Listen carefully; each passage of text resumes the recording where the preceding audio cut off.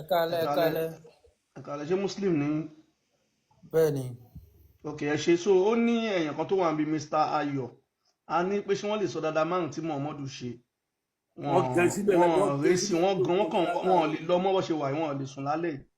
So tẹ́yìn bá lè sọ bí akẹ́tì ẹ̀ fi yẹn ràn wọ́n lọ́wọ́, torí ayì ní bọ́dà wa kan tó wà lókè wọ́n yìí wà ní Islam, bàbá ti fẹ́ kí wọ́n ṣe ṣàádà kọ́fì Islam lẹ̀ lálẹ́. So tẹ́ bá lè sọ dáadáa tí Muhammadu ṣe, bóyá wọ́n yìí lè dúró. Ẹ ṣe, so ẹ lè gbóhùn sókè. Ẹ ṣeun. Ẹ kú iṣẹ́ takuntakun tẹ́ ń ṣe. Olúwa ló ṣe.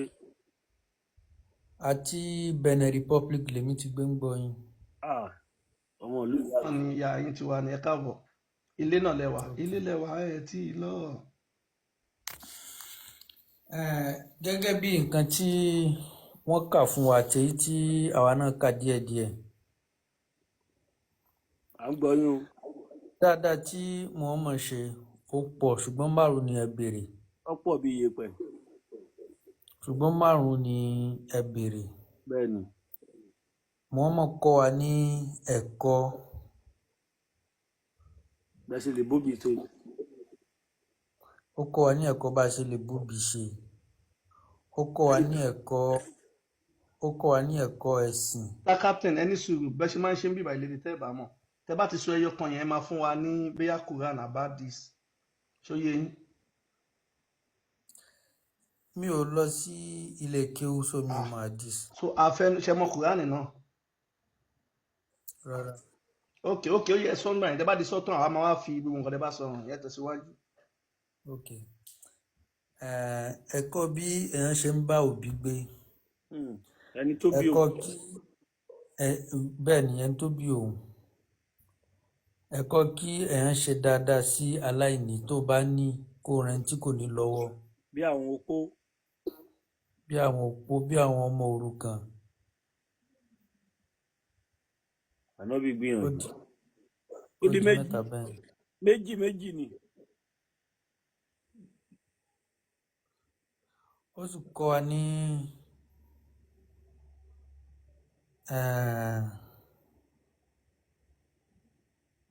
Ó ti dọ̀rọ̀ ronú báyìí. bẹ́ẹ̀ sì.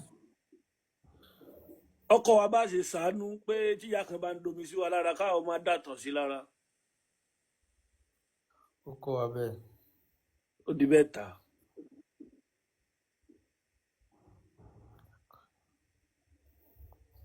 Òtún kọ́ akámọ́ jalè. Ó kọ́ wa ká má jalè náà. Ó di mẹ́rin. Ànábì náà rẹ̀ ó máa gbẹ tán. Ànábì jẹ́ ni wọ́n máa ń pa owó mọ́ lọ́wọ́ rẹ̀ àbí kí wọ́n bomi sí lẹ́nu láàrin oṣù kan omi yẹn wà lẹ́nu ẹ̀. Mr. Captain lòun ṣé mo kọ́ tó ṣẹlẹ̀ Mr. Captain ẹ gbìyànjú. Hello. À ń gbọ́ yín. Kí n tó wọnú láìwé yìí, Ok, mo dúró bíi 10 minutes. ẹ gbọ́ nǹkan tá à ń sọ. Ok. Bẹ́ẹ̀ ni nítorí pé nǹkan tẹ́ ń sọ ó ń ṣí mi létí. Gbọ́ sáǹdì ni. Ló mú mi tí mo fi Ok. Ẹ̀gbọ́n tí wọ́n ní tàtí wèrè tèkúté ilé. Bẹ́ẹ̀ni. Ẹ ṣeun. So Mr. Captain nǹkan tó ṣẹlẹ̀ ni pé gbogbo nǹkan tẹ́ sọ yìí wọ́n sọ fún yín ni wọ́n ní ni ẹ̀yin ò mọ ibi tí wọ́n kọ́ sí. So ẹ̀wọ̀n nǹkan táwọn ti fẹ́ ṣe fún yín á tiẹ̀ kí yín pé ẹ gbìyànjú ẹ sọ márùn-ún. Ṣẹ̀rẹ́ ni tó wà lẹ́gbẹ̀ẹ́ yín Mr. Ayọ̀ yìí àáfàá ni àáfàá ńlá ó ní àwọn ọmọléke kò lè sọ ẹyọ kan. Tó mọ̀ pé tóun bá sọ a máa ní kó mẹ́rin wá kò dẹ̀ lẹ́rìí lọ́wọ́ ló ṣe dákẹ́. Bó ṣe wà sí ó ti di odi. So nǹkan tó máa ń ṣe fẹ́yìn sí ni pé panumọ́ àbúrà lò. bẹ́ẹ̀ ni kì í bá wọ nǹkan tó máa ń ṣe fẹ́yìn sí ni pé gbogbo nǹkan tẹ́ sọ yẹn ìdá a máa wá fi hàn yín nínú Quran. Ṣé lè ka Gẹ̀ẹ́sì àbẹ̀lẹ̀ ṣé lè ka àbí tábàkà fún yín ṣe máa. Ẹ kà fún mi. Ok, ẹ ṣe. So ms ẹ ká bẹ̀rẹ̀ láti òbí tí wọ́n sọ yẹn láti Quran 9:23 bẹ́ẹ̀ ni. Ìjàmọ́ ọmọdún ojúmọ́ bí ẹ̀.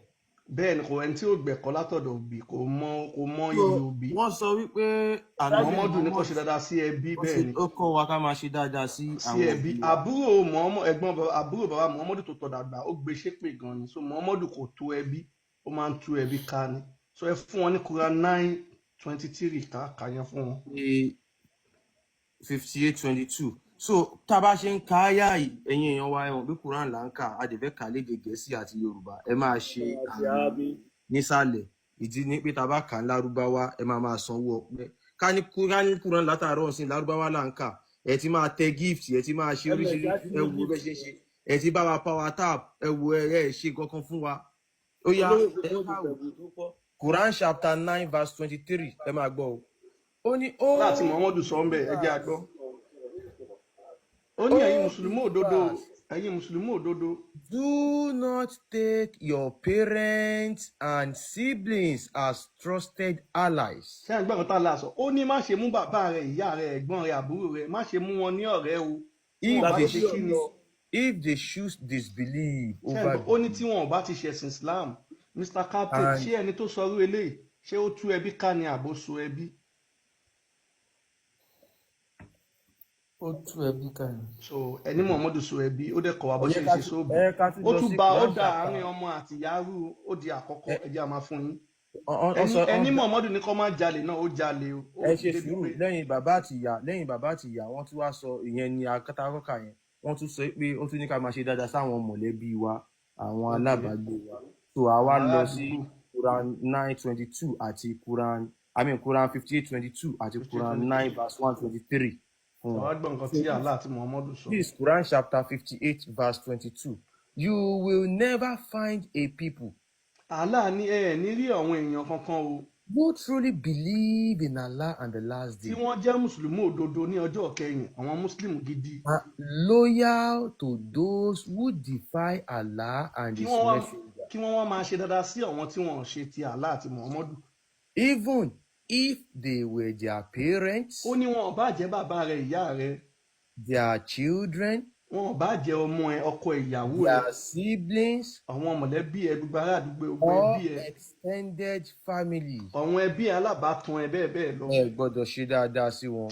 Ó ní kẹ́ Because for those believers, Allah has instilled faith in their Allah ní hearts. òun ti rọ ilé kókó sí yín ní ọkàn, àwọn Ìyẹn- bẹ́ẹ̀ gbọ́dọ̀ bá wọn ṣe tí wọ́n bá ti ṣe Muslim. Ẹ wá Ṣé jẹ́ rí ká bó wá ṣe lọ tú sí ẹbí ká? Quran chapter 9 verse 123. Muhammadu ó tún bẹ bí àtàdúgbò jẹ́ ńbẹ̀ yẹn. Ẹ bá gbọ́ nǹkan tó tún sọ mí bẹ̀ yẹn. No. Ó ní kẹ́ ẹ jẹ́ kí àwọn ẹbí yín, àwọn ará àdúgbò yín tí wọ́n ṣe Islam, kí wọ́n máa rí ilé kókó lára yín, kẹ́ ẹ máa dún mọ́ wọn ọ̀yìn ọ̀yìn ọ̀yìn. So wọ́n ṣe bí àmọ̀tẹ́kùn. kẹ́ ẹ máa ṣe bí dragon. Oh, believers, Ẹ̀yin mùsùlùmí òdodo, fight the disbelievers around you. ṣé ẹ gbọ́ bó jẹ́ bàbá ẹ̀, ìyá ẹ̀, ọmọ ẹ̀, ọkọ ẹ̀, ìyàwó ẹ̀, alábàágbé ẹ̀, tí ó bá ti ṣe Islam tó wà ládùúgbò ẹ̀ ní onílé ẹ̀ níbikíbi tó wà lágbègbè ẹ̀, kí ló ní kó ṣe? Ó ní kó máa bá wọn jà. Let them find harshness in you. Ó ní kó jẹ́ kó rí ilé kókó lára rẹ̀, kó máa dún mọ́ wọn ọ̀yìn ọ̀yìn bí ajá eléku. And know that Allah is with those mindful of Him. Ó ní kó o dẹ̀ mọ̀ pé Allah wà pẹ̀lú wọ tó gbọ́ràn sálà lẹ́nu, Allah ń bẹ pẹ̀lú rẹ̀. Ẹ ṣe judge níbẹ̀ yẹn sà. So ẹni kẹsìdájọ́ yẹn, ṣé Muhammadu àtàlà ṣé wọ́n tú ẹbí ni àbí wọ́n tú ẹbí ká? Mo gbọ́ gbogbo nǹkan tẹ́ sọ. Àti ìdílé kan dáhùn ká continue. Pẹ̀lú nǹkan tí Kúránì sọ, àwa kọ́ la sọ nǹkan tí Kúránì sọ yìí. Mo gbọ́ gbogbo nǹkan tí Kùránì sọ. Ṣé nǹkan tó sọ yẹn ṣó tú ẹbí ni àbó tú ẹbí? Tó bá bẹ́ẹ̀ ló ṣe wá kò tó ẹbí tí a bá fẹ́ wò ó dáadáa. Àmọ́ tá a bá wá gbé ọpọlọ kúrò lórí ó tó ẹbí, tá a bá lo ọpọlọ pẹ̀lú Islam kò tó ẹbí, àmọ́ tá a bá lo ọpọlọ wa ó dàbí. Kò sí nǹkan tí ẹ máa ṣe tí kò ní lo ọpọlọ. Nínú Quran ní Islam kí n máa èèyàn nídìí lọ́pọlọ. ọpọlọ. Ẹ nídìí ọpọlọ. Ẹ gbọ́dọ̀ béèrè A lè question. kábẹ̀ fún yín, ó dàbí Quran 5101. Quran 5101 a lè kà fún yín. A lè kábẹ̀ fún yín sí Quran 5101. Ó ní ẹ bá ṣe nínú Quran, ó ní bẹ́ẹ̀ ní kẹ̀ṣẹ̀. ẹlẹ́ẹ̀kẹta wọ́n sọ pé ó ní kí wọ́n má jalè ṣé bẹ́ẹ̀ ló ṣe rí. Ẹ ká lọ sí Quran chapter 3 verse 161. MSN ló kọ́ bí tó ti já sí òò fún wọn. Quran là ń kà látàárọ̀ o. Ká má ka eléyìí ní Quran la ṣe ń kà. Ẹyẹ ẹ̀ka lọ, èmi fẹ́ ká bí tó ti já mọ̀ mú sí òò ni. Okay, it is not appropriate for a prophet to illegally withhold spoils of war. Muhammadu jalè ń bẹ̀ yẹn, wọ́n ní kò bójú mu fòjìṣẹ́ Allah yẹn, Muhammadu kó jalè, ó jalè ń bẹ̀ yẹn. And whoever does so ẹnikẹ́ni tó bá jalè tó ṣe bẹ́ẹ̀ tó jalè tó gbé it will wèrè be held against them on the day of wọ́n ní judgment. tó bá di ọjọ́ ìdájọ́ wọ́n máa gbé nǹkan tó bá jí wọ́n á gbé sí lọ́rùn Then every soul will be paid in full for what it has wọ́n ní done, gbogbo ẹ̀mí ló máa kẹsàn-án nǹkan tó bá ṣe and none will be wronged. ṣe é gbọ́ ìdájọ́ á lọ déédéé Ẹ jẹ́ ká tún wá lọ síbi tí wọ́n ti já sí òòrùn. ó jalè ń bẹ̀ yẹn ó jalè ń bẹ̀ yẹn láì sàní. Muhammadu já nínú lọ Ó yẹ ká bi àáfàá yìí gan pé nǹkan burúkú wo lẹ rò pé èèyàn lè ṣe tó burú kẹ jù ní kọ́kọ́ ayé sọ ká wá tó burú ká wá wò ó pé ẹ kàdísì ilé ká débẹ̀. ǹjẹ́ Muhammadu ṣe é àbí kò ṣe lórí gbogbo aburú. IMS ẹmọ kan tó ṣẹlẹ̀ ṣẹmọ páwọn èèyàn wa tí wọ́n gbé Islam lọ bá kò sẹ́ni tó mọ lárúbáwá ìgbà táwa náà kéré àmọ́ gbogbo ẹ̀ so nísìn láti sọ fáwọn èèyàn wa pé gbogbo kìíní ti wà nǹkan tí ní Muhammadu BSc jí bẹ́ẹ̀ yẹn ni. bẹ́ẹ̀ ni ó dẹ̀ ti wà ní Yorùbá káwọn èèyàn wa lè lọ máa ka gbogbo àwọn nǹkan ìfúnra wọn ibi tó tiẹ̀ ti jí kẹ́tẹ́kẹ́tẹ́ lèmi fẹ́ kà tó ti já sí o so yíta kà tó ń sìn pátá ló jí nínú Kùránì yìí pátá pupa ni Muhammadu jí Ibi tá a kà yẹn pátá ló jí ibi tá a kà yẹn. ó jí pátá pupa ẹ bá gbẹ́tọ́ ní àwọn ọmọ Yahoo máa ń ká pátá Muhammadu lẹ́ni àkọ́kọ́ tó kọ́kọ́ jí pátá olórí bí ń ṣe pé pátá yẹn ra bẹ́ǹsì kẹ́tẹ́kẹ́tẹ́ ló fi kó. àkúnmílẹ̀ kò pọ ẹsà ẹjọ ẹ má ẹjọ ànábì Muhammad sallallahu alaihi wasallam ní sọ̀rọ̀ síbẹ̀ kò sí ìgbà tí Muhammad jí Kùránì la kà ń sìn náà ó yẹ kẹjọ ó olùkọ́ jalè náà. pátá ló jí náà yìí tábẹ́ lọ kà ń sìn ó jí kẹ́tẹ́kẹ́tẹ́ ọjà sí ṣe evidence fún ẹwù ẹmẹ sọ yẹ ẹgbẹ́ sókè ó yá ó yá yẹ. This At-Tabari volume 9 page 31 ẹ lọ síbẹ̀ báyìí. àwọn mùsùlùmí yẹ ẹ̀ka kí làwọn mùsùlùmí ṣe o. They raided us in our no settlement. ẹ̀ka tọ́pìkì yẹn láti bẹ̀rẹ̀. Muslim drag Muhammad as thief. ó jalè mẹ́yìn àwọn mùsùlùmí wọ́ Muhammadu níwọ̀kúwọ̀ torí wọ́n mú ó jalè wọ́n ka mọ́bi tó ti jalè. Raided us in our settlement. àwọn Muhammadu lọ digunjalè níbi táwọn yẹn fi ṣe gbùgbé. Though we were men who retaliated. wọ́n ní àwọn ọkùnrin tó wà ń bẹ̀ àwọn ọkùnrin tó sán ogun wà pọ́n ìgbà ò ní kó wa lẹ́rù lọ. End of Abu Wajah report. ibi ni Abu Wajah parí ìròyìn tiẹ̀ sí. To return to the report of Amir bin Shuaib. ká padà sí ìròyìn Amir bin Shuaib. After the messenger of Allah had completed the return of the captives of Unayya to their families, lẹ́yìn tí Muhammadu kó ẹrù kan lọ fún àwọn mọ̀lẹ́bí àwọn Unayya tó ń lọ. he rode away and the people followed him, Muhammadu bá ń sá ló bá ń dúró ẹlẹ́lẹ́ wọ́n bá ń lé Muhammadu lọ ẹ bá wa kígbe olè o. saying, wọ́n bá ń pariwo "Oh, messenger of Allah, Muhammadu òjíṣẹ́ Allah ó lè ẹ bá mi kígbe olè o. divide our booty of camels and small cattle among Muhammadu fún wa láwọn us ẹrù wa kẹ́tẹ́kẹ́tẹ́ gbọ́n wọn kan tá a jí fún mi ń tèmi wọ́n bá ń lé lọ. until they forced him back against a tree. wọ́n fẹ̀yìn Muhammadu tàgbà títí tí wọ́n fi gbá Muhammadu mú wọ́n bá fẹ̀yìn ẹ̀ tàgbà. And his mantle was pulled down away wọ́n bá from já him. Muhammadu sí o wọ́n gba aṣọ ẹ̀ wọ́n gba ṣòkòtò ẹ̀ wọ́n gba pátá He ẹ̀. said, Muhammadu bá ń ké ó bá ń pariwo "Oh ẹ̀yin man, ọmọ ènìyàn ẹ ṣàánú mi ẹ má jẹ́ give me ìrò back ọjà my mantle. ó fún mi láṣọ mi kò fún mi ṣòkòtò aṣọ mi dà Muhammadu bá ń ké By ó gba aṣọ mi Allah, kò fún mi ṣòkòtò nípa ti Allah. if I had as many sheep as Muhammadu the bá ń trees ké of pé tó bá jẹ́ pé òun ní tó Yama, pọ̀ ni wọ́n á fún wọn kọ́ má jẹ́ kó I òun ní ìrò would ọjà. have divided them among ó lóun ò bá you." ti pín fún wọn àwọn yẹn bá ń sọ pé Muhammadu ọmọ yẹ ẹ ti rìn ìrò ọjà náà kò sí nǹkan tó wọn fẹ́ ṣe sí. ọmọ yẹn mọ́. So Mr. Captain ṣó jalè ń bẹ̀yìn àbí kò jalè ń bẹ̀yìn Mr. Captain Mr. Captain ṣó jalè ń bẹ̀yìn àbí kò jalè. ó jalè. So òun la fi sọ pé tá a bá rọmọ Yorùbá tó ń ṣe Islam bíyà kò tí ì ka Kùránì kò tí ì ka hadith kò tí ì ka àwọn àlùtàbárì gbogbo àwọn ibi ìkẹtì ó pọ̀ o ṣe mọ̀ pé Muhammadu ṣe mọ̀ pé ó bòkú sùn kò sí aburú tó wà nílé ayé tí Muhammadu ò ṣe àwọn àfáà ìdẹ ló máa wá bọ́ta ló máa sọ nǹkan palẹ̀ Yorùbá wa kò sí lọ tí wọ́n tí ì pamọ́lẹ̀ wa wọn ò dẹ̀ ní ẹ̀rí ẹyọ kan tó bá máa sọ wọn á ní àwọn wò ó ní eré orí ìtàgé àwọn wò ó ní eré orí ìtàgé ẹ̀yin wò ó ní ẹ̀ mú ẹ̀rí wa àwa dẹ̀ mú ẹ̀rí jáde lójoojúmọ́ ṣe mọ̀ pé Muhammadu gba ìyàwó ọmọ ẹ̀ Mr. Captain ṣe mọ̀ abẹ́ mọ̀ ìyàwó ọmọ ẹ̀ Saheed ọmọ tó gbàtọ̀ ṣe mọ̀ abẹ́ mọ̀ ọ̀pọ̀ àwọn ọmọ wọn ti gbọ́ tẹ̀yẹ rí náà. ṣe mọ̀ abẹ́ mọ̀ Mr. Captain.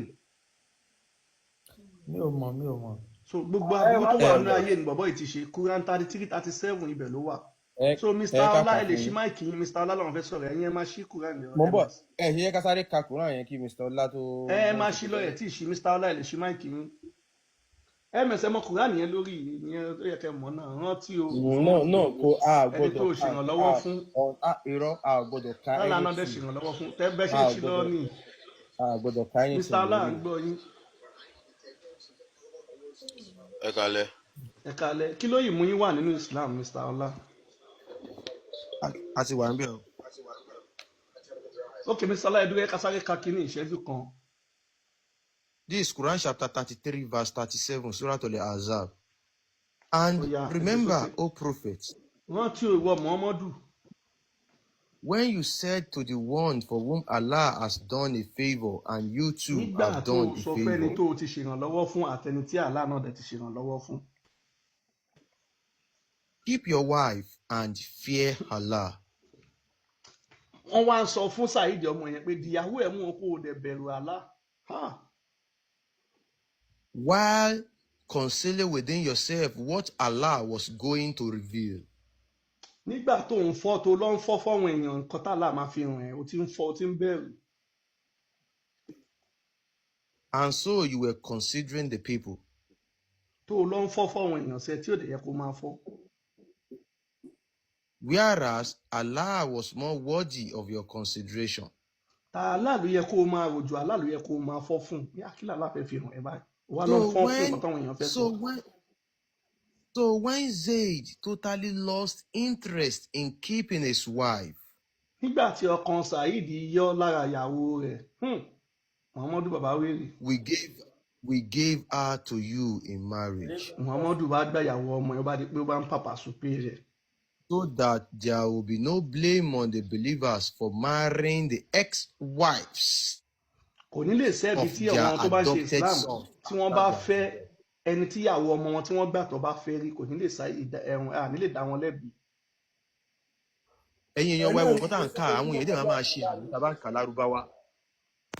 wọ́n máa fi kíní kírun kò sí nǹkan tí wọ́n lè fi kírun lẹ́yìn fatia ẹ lè fi lè kírun Mr. Ọlá ẹ lè ṣí máìkì yín Mr. Ọlá ẹ ṣí máìkì yín. Mr. Ọlá wa kàn mọ́. ẹsà mo rò pé Mr. àdìsí Akeem lélẹ̀ à ń tẹ̀ ń gbọ́ ka yín ilé ọ̀sìn Kùránì ni o mo rò pé Kùránì àdìsí ni lé o Kùránì Quran wo lélẹ̀ sà. Kùránì ni Quran Mr. 33:37 Surah Al-Ahzab. Òun rè Ah, Quran ni Quran ah, chapter 33 verse 37.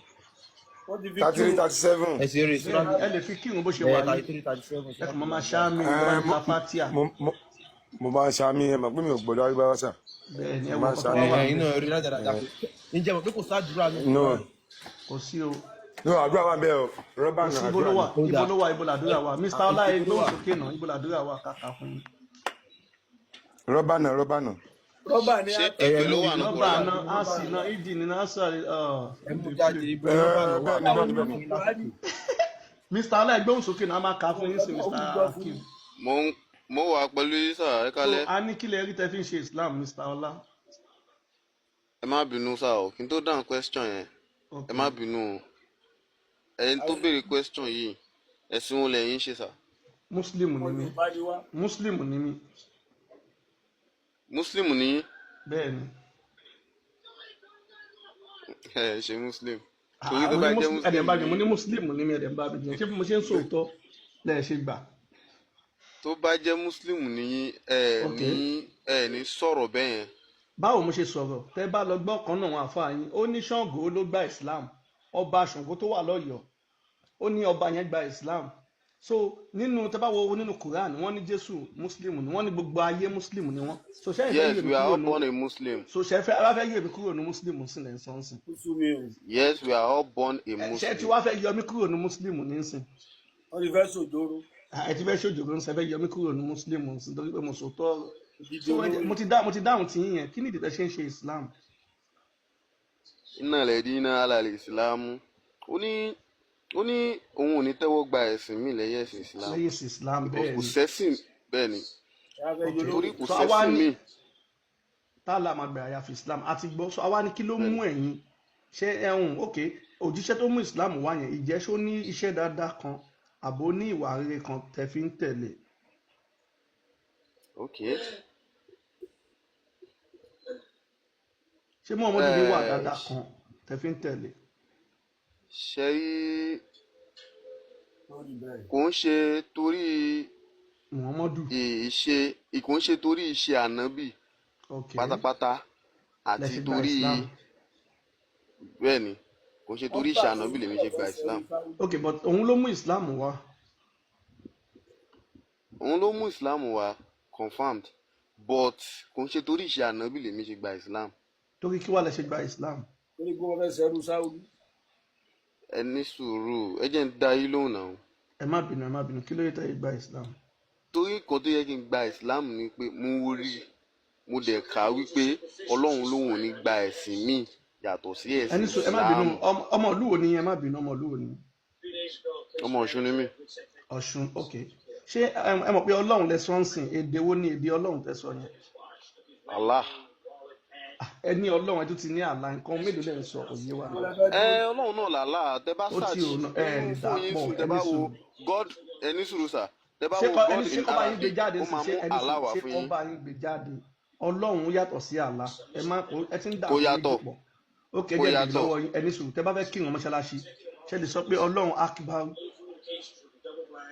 Yes mo lè sọ tó bá jẹ́ pé dé tí mo mọ̀ nìyẹn. ok ó ti dà bẹ́ẹ̀ tó bá jẹ́ bẹ́ẹ̀ sìn ẹ jẹ́ ká wá ṣe báyìí ẹ ṣe lè kírun Yorùbá. bẹ́ẹ̀ ni kò sí èdè téèyàn lè fi kírun. ẹ ná ẹni sùúrù kò ń ṣe èèyàn ẹ̀yin lèmi ń sọ ẹ wá kírun fún wa Yorùbá ń sáfẹ́ gbọ́ torí àwa mọ̀ pé Ọlọ́run èdè Yorùbá ni so ẹ kírun ní Yorùbá ń sáfẹ́ gbọ́ yín afẹ́ wo bẹ́ẹ̀ ṣe máa kírun Yorùbá ẹ ka Fatia àti ẹni àyà tẹ bá fẹ́ ẹ kà ní Yorùbá afẹ́ gbọ́ wọ́n bẹ̀ lè pèrú lásán. Ọlọ́run ló tóbi jùlọ Ọlọ́run ló tóbi jùlọ kò yà fanu sí a ní kẹ Ọlọ́run ka mìíràn. Fatia ẹ ka Fatia ẹ ka Fatia ní Yorùbá alẹ́ amúdù ní Yorùbá. Fatia ẹ kà ní Yorùbá afẹ́ gbọ́ ẹ ṣe.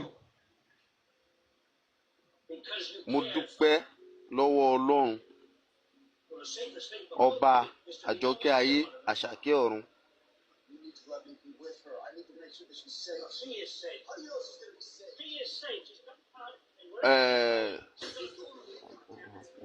tó bá ń ṣe máa mú No, mo mọ ẹni sùúrù ẹni sùúrù mo mọ bàbá tí mo bàbá mọ ó tó ká dàbí lórí kéèyàn lórí fẹ́ ìwọ̀n ka ni wọ́n mọ̀ bàbá ká lórí ó lórí dàbí ìwọ̀n. kéèyàn fẹ́ ka ABC ẹni sùúrù ṣe ẹni sùúrù this is not kò ń ṣe ọ̀rọ̀ èèyàn tó ń ṣe Islam ó dàbí kéèyàn fẹ́ ka ABC láti Z wá sókè ni it will be something difficult so that is it. lábílálà ò gbọ́ Yorùbá. ẹ kà ó yá ẹ máa gbọ́ látòkè ó láti sàlẹ̀ ẹ ka Fatia Yorùbá fẹ́ gbọ́ yín. Is that the point tẹ fẹ́ mú jáde. wọ́n fẹ́ fi yé yín ká Àbí- nǹkan tá a fẹ́ lò ń bi ọ̀rọ̀ pé Allah àtọlọ́run wọn ṣe kànáà ẹ̀yin ẹ ka Fatia ní Yorùbá ó máa yé yín sìn ẹ ṣe ẹ mọ̀ pé orí ìrun lẹ wà ń ṣe fẹ́ kírun ẹ sọ pé Allah gbọ́ Yorùbá so ẹ wá fẹ́ kírun ní Yorùbá àwọn tó tún gbọ́ yín náà wọ́n á lè jẹ ìwúlò ẹ kírun ní Yorùbá pẹ̀lú Fatia ẹ ṣe. It will be some okay if I see it written down now tí n bá rí tí ó wà kíkọ́lẹ̀ I will be able to. Magbọ́n ẹni sùn ẹni it sùn out. Mr. Ọlá ó túmọ̀ sí pé nǹkan tẹ́ ń kà láti yọ ọdún ẹ mọ̀ tún mọ̀ ẹ kàn ń kà á mo ní. mọ tí mu ẹ ó ẹni yẹ sùúrù ẹ mo mọ̀ bá mọ mọ̀ tí tún mu ó yẹ sọ ẹ mọ̀ pé ìtumọ̀ nísìnyí ẹ ẹ ti ń jẹ́ kójú máa ti àwọn Muslim tó ń wò yín gan nǹkan tẹ́ máa ń Láyé. kà ms wọ́n máa ń kírun lẹ́ẹ̀mélòó lẹ́ẹ̀márùn ẹ dẹ̀ máa ka Fatia ẹ lẹ́ẹ̀mélòó lójúmọ́ ẹ wàá lè ka Fatia ẹ ní Yorùbá ẹni sùúrù mo ms ṣáà ti fi example kankan yín sìn mo ṣáà ti ṣe example kankan fún yín sìn Mr. Ọlá mo ní ẹ wo kí it's just like kéèyàn fẹ́ ka ABC tẹ̀ ń ká yìí bẹ́ẹ̀ ṣe wà yìí ABC tẹ̀yìn náà ń ká bẹ́ẹ̀ ṣe wà yìí ẹ lè ka láti Z dé A kẹ́ mọ̀ bẹ́ẹ̀ ṣe wà yìí. ẹ wo bí èmi kò sí ọdún kan pẹ̀lú ẹ wo nǹkan tó gbé síbí báyìí ibi tí wọ́n fi rẹ́ẹ̀dì sí yẹn ẹ rí kí ni wọ́n kọ síbẹ̀ ẹ wò wọ́n fi rẹ́ẹ̀dì sí. wọ́n kọ òun wà bí black wèrè ló ń ṣe Islam. ẹ máa gbọ́ kẹ wá lè prove ẹ pé wíìrì kan ló ń ṣe Islam Fatia yẹn máa ń kà dáadáa lójoojúmọ́ o ẹ wá kà á ní Yorùbá kíní yìí ò le rárá ẹ mọ̀ pẹ́lẹ́ ẹ mọ̀ so ẹ kà á òun la fi sọ fún yín pé Allah àtọlọ́run ó yàtọ̀ tó bá nǹkan tẹ máa ń kà lójoojúmọ́ Fatia ni ẹ máa fi ń kírun ẹ wàá mọ̀ ní Bàbá, ó túmọ̀ sí pé ó ẹ máa yàtọ̀. gbọ́ ẹni sùn mi sálá ó túmọ̀ sí pé ó dàbí wọ́n kàn gbéwèé kan fún yín ẹ bá ti wá dú ẹ máa ní aṣamaṣamaṣamaṣamaṣamaṣamaṣama ẹ ti máa ń ṣe kíní yẹn lójoojúmọ́ wọ́n wá béèrè lọ́wọ́ yín pé aṣamaṣama tẹ̀ ń ṣe yẹn ẹ sọ lédè yín ẹ wà á mọ̀ ẹ wá ní ẹ tẹ bá rí ìwé ẹ máa mọ̀ so ó túmọ̀ sí pé nǹkan tẹ ti mọ̀ lórí tẹ bá fẹ́ kírun sì ṣe máa ń gbéwèé dání Mr. Ọlá.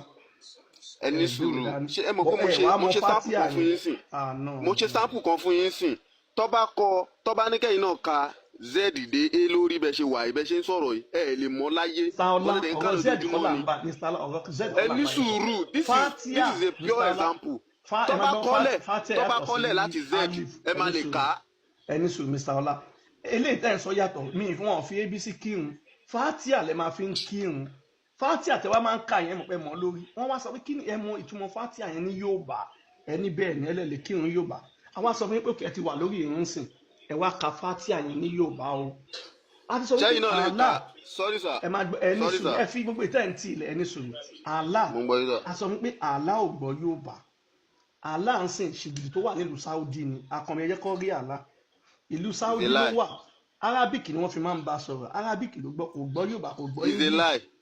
It's a lie. Allah tẹ̀ ń wò yìí kò gbọ́ Yorùbá kò gbọ́ English Kò sédè tọ́lọ́hún lẹ́yìn lá kò sédè tí ó gbọ́. ó yẹ kírun sí ní Yorùbá fẹ́ gbọ́ yín wàhálà ẹ̀yin This is tẹ̀ not ní Allah. Allah gan ẹ ti ń ṣe Islam sáà This is not Allah. This is not Allah. ẹ mọ Fatia lédè Yorùbá This is not Allah. This is just an image. àti débẹ̀ yẹn àti Àwòrán lásán nílé. ẹ̀yin fọ̀dọ̀ Allah ẹ̀yin fọ̀dọ̀ ká Fatia sálámù. olówó èkó ṣé ẹni kí wọ́n gbé kúránì wọn jáde kó máa wò láti kúránì wọn kó dẹ̀ máa tù ní Yorùbá. no ẹ̀hún big joe ẹ̀mọ́ kan tó ṣẹlẹ̀ wọ́n ẹni tó ń ṣe Islam tó ní Allah gbọ́ Yorùbá nǹkan yìí wọ́n máa ń kà á lẹ́ẹ̀mélòó lójúmọ́ tẹ́ bá mọ bọ́ ṣe máa ń kírun lẹ́ẹ̀márùn wọ́n dẹ̀ máa ń recite Fatia yẹn lórí so àwa sọ pé ok ẹ ní Allah àti Ọlọ́run ìkan náà ni àwa sọ fún yín pé ok ẹ wá wò láti bíbá Fatia tẹ́ máa ń kà yẹn ẹ kàn ká fún wa ní Yorùbá fẹ́ gbọ́ná ẹlẹ́lẹ̀ kírun Yorùbá ibẹ̀ lọ́wọ́n yìí dúró sínsìn epo ti tán so. Ẹ bá mi gbé sí bísíkìn. ní ìlànà tẹ́ bá fẹ́ kírun ṣe máa ń gbèwè dání ni olówó kì í sókè ẹ jẹ́ ká ṣe báyìí ẹ jẹ́ kí n ṣe máa ń gbèwè dání ẹ máa ń gbèwè dání tẹ́ bá A ní fẹ́ ẹ bá kírun mi gbé sí ẹ jẹ́ kí n kà bísíkìn. lárúbáwá kó máa tẹ́ ẹ padà sílé kéwu o. ṣe mọ̀ pé nọ́mbà ìrìn kíkí 18 times nọ́mbà kálíàmù yẹn lè dé wàá mọ̀ Yorùbá 18 times. ẹ jẹ́ kí n wá máa kà lárúbáwá kẹ́ máa kí wọ́n láwọn. ẹ wá ro kíní Ẹni lórí sùúrù sà, pé kó jẹ́ ẹni nǹkan sùúrù sà. Yorùbá ẹni sùúrù ẹ fẹ́ bí sílẹ̀ lọ́rùn ẹ wá ro kíní kó jẹ́ pé The nǹkan real Yorùbá kan Bible, no Ah, Christian sọ̀rọ̀ kò can sí read it. nǹkan tó kàn wá pẹ̀lú Bible bí ibà ẹ jọ ẹ kàn ń lọ Ó yá, sọ́tún mo ń lọ gbọ́ sósì yín. ẹ wá ro kó Mo ń jẹ́ gbọ́ pé yín, nǹkan yàtọ̀. Yorùbá ni wọ́n kọ́ yín ṣé ẹ ṣe máa lọ gbé ìwé tó mọ̀ bọ̀ lárúbáwá ń sìn ẹ mọ Fatia yẹn tábà ní kẹka Fatia lárabù ń sìn fáfáfáfáfá ẹ máa kà ní ẹ̀mẹ́ 20 bọ̀ ẹ mọ̀ ní Yorùbá ẹ wá láàlá gbọ́ Yorùbá wọn ò bí ìyá aláàdá alá ó yá Mr. Ọlá mo àgbà fẹ́ etí àlá. kà lárúbáwá fún yín kẹ́ máa tú sí Yorùbá. kẹ́ gbọ́. Mo ń gbọ́ yín, mo ń gbọ́ yín. Bismillahirrahmanirrahim. Mo bẹ̀rẹ̀ lórúkọ Ọlọ́run ọba àjọkẹ́ ayé àṣàkẹ́ ọ̀run. Alhamdulillah. no ms ẹ ṣe correction kò sí nǹkan tó ń jẹ́ Àjọkẹ́ kò sí Àṣàkẹ́ a máa mo rò bí no ms àwọn correction kan wà ẹ máa ṣe láti bẹ̀rẹ̀ ṣé Àràmọ́ọ̀nì ló ń jẹ́ Àjọkẹ́ Mr. Ọlá Mr. Ọlá ṣe wà ń bẹ̀ Yes. ṣé ẹni tó bá ń jẹ́ Àràmọ́ọ̀nì ṣàjọkẹ́ ni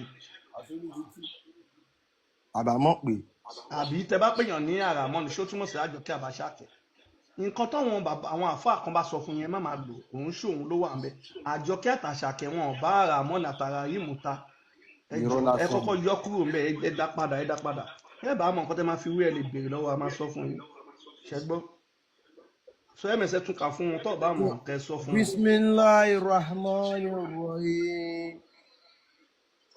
ní orúkọ Allah aláàánú jùlọ nǹkan tó wà ń bẹ yìí fún wa. iṣẹ́ ti gbọ́ ó yẹ tẹ̀síwájú. ṣé ń gbọ́ Mr. Ọlá? Mo ń gbọ́ yín. ìtumọ̀ ẹ̀ ni mo tún fún yín yẹn o. Alhamdulillahi Rabbil alamin.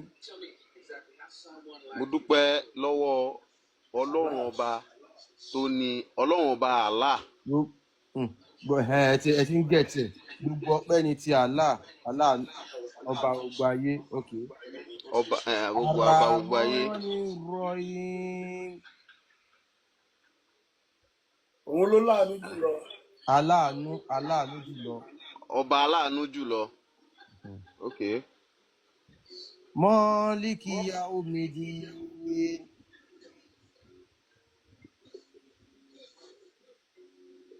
aláṣẹ lórí gbogbo ayé. ms ẹ rí i pé ẹni ẹ Mr. Ọlá ò lè kírun Yorùbá nǹkan tá a sọ ẹ̀yin ọmọ Yorùbá gan ẹ mọ Lárúbáwá tú sí Yorùbá ẹ wá làlá àgbọ Yorùbá wọn ò bí ìyá àlá It's àtọmọ sọlẹ kan something sí ẹgbọ́n mi wọn ò bí ìyá àlá ẹgbọ́n mi. àdá ẹ̀yin gan ò I'm mọ̀ giving you an example. wọ́n ti kà á fún yín náà ṣe bóun lọ kà fún yín yẹn wọ́n ti Mr. Ola, that is not an example now.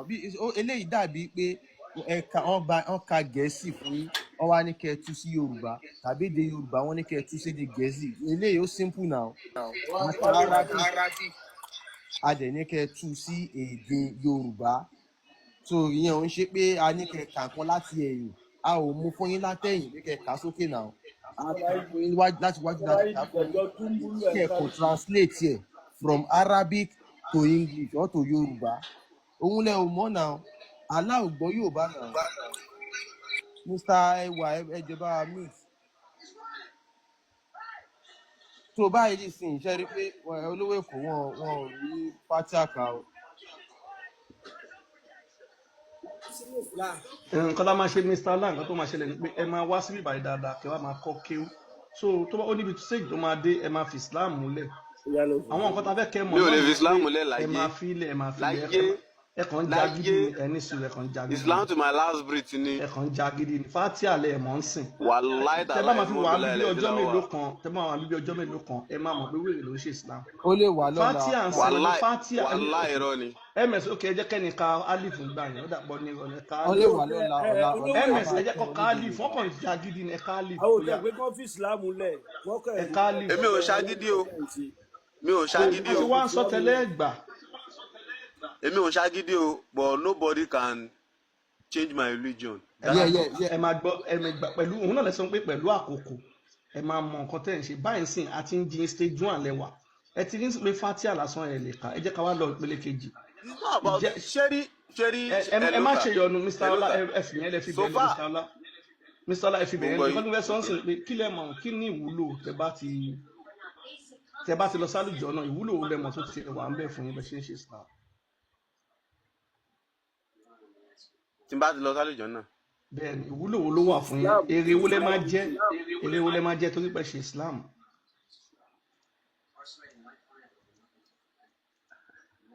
Èrè pọ̀. Èrè wo ẹ sọ afẹ́mọ̀ bí èmi náà lè padà sínú Islam ṣẹlẹ̀.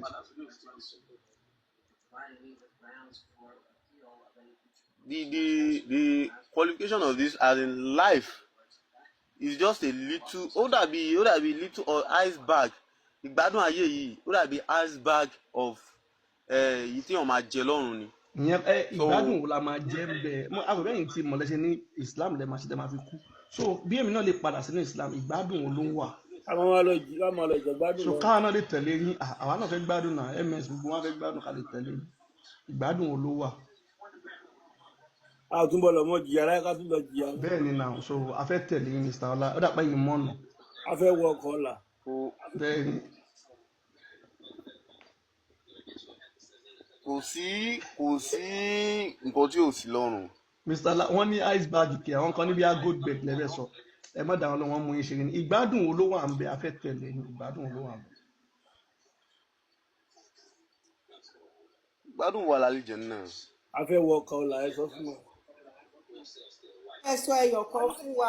ìgbádùn wo ló wà ń bẹ ẹ mọ̀ náà ẹ mọ̀ pé ó dàbí pé gbogbo nǹkan tó sọ fún wa ń sọ pé tàbá ti ń ṣe o tàbá tẹ̀lé Islam o a máa lọ ṣe lọ́run so a fẹ́ mọ̀ so kó má jẹ́ pé ọ̀run yẹn irọ́ lásán ni kò sí àwọn nǹkan ìlànà a fẹ́ gbìyànjú àti. ó mọ̀ lọ bí wa ní gbogbo. so ẹ mọ̀ pé téèyàn bá ti kú tán kò lè padà wá mọ́ pé irọ́ mà lọ pa fún mi yẹn tó bá ti kú ṣe get tẹ bá padà wá gan ẹ nílé sọ mọ́ ìyẹn ti lọ so èrè wo ló wà fún. ṣé mọ̀ pé iná wà ọ̀run rere dẹ̀ wà. àfagídí. ṣé mọ̀ location tó wà.